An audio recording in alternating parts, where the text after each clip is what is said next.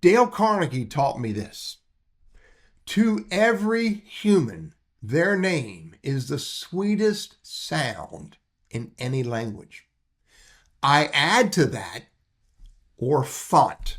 And what I mean by that is this. Not only Dale saying use the person's name when you're talking with them, but I say also use their name when you're messaging them, emailing them, whatever the style of messaging is. And here's beyond treating the human politely and showing them that you cared enough to use their name. Here's another reason, specifically on LinkedIn, that you should use their name. You see right here that I have a message going on with someone who's currently named Tina LaJoy, and I may not be pronouncing that right. However, you'll notice that on July 14th, 2024, over a year ago, I said hello, Romhilda. Romhilda is not the name of this account today.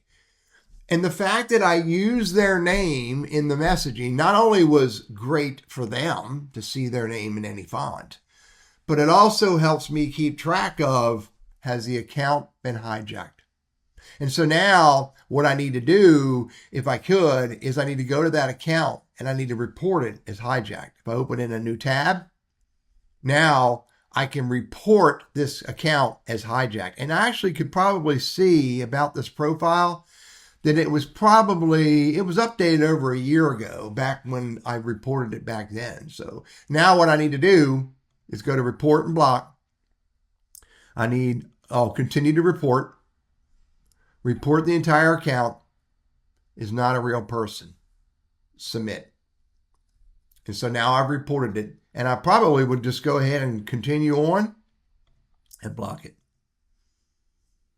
And now if I go back to my messaging, you can see that this account is now a LinkedIn member because I've blocked it.